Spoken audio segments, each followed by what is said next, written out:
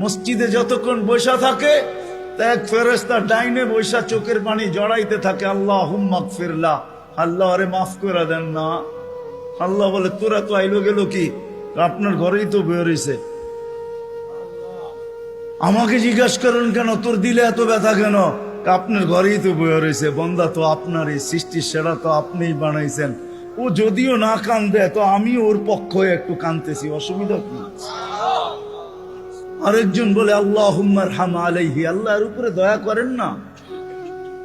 আপনার ঘরে বসে রইল, তারপরে যদি দয়া না করেন তো বাজারে গেলে করবেন, ওটা তো দয়ার জায়গাই না। কি করে না করে না দোয়া? যতক্ষণ মসজিদে বসে থাকে আরেকজন নামাজের সওয়াব লিখতে থাকে। আল্লাহ বলে ঘুমায় তো রইল, তুই নামাজের সওয়াব লেখোস না কেন? ঘুমাইলো তো আপনার বাড়িতেই ঘুমাইছে, আর কোথায় ঘুমাইছে? সওয়াব লিখবো না তো লিখবো না কেন? এটাও ফেরেশতা চালায়। আপনি ভাবেন শ্বাস প্রশ্বাস এমনি নেন? কন্ট্রোল রুম আছে, কন্ট্রোল রুম। হ্যাঁ, হাবায়েক ফি আখবারিল মালায়েক কিতাবে আছে, জালালউদ্দিন সুয়ুতি রহমাতুল্লাহ আলাইহি লেখা। যখন শ্বাস নেই তো ফেরেশতা বলে আল্লাহ আমসিকা ওয়াতরুক, বন্ধ করে দিব না খোলা রাখবো?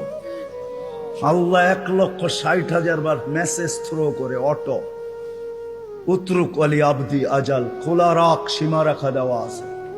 যেদিন সীমা রেখায় আসবে ওই দিন বলবো টানবো তো আর ছাড়তে দিবি না, ছাড়বো তো আর টানতে দিবি না।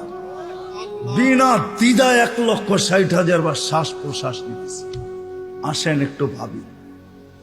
সুর তো আমার কাছে নাই যে আমি আপনাদেরকে পাগল করব।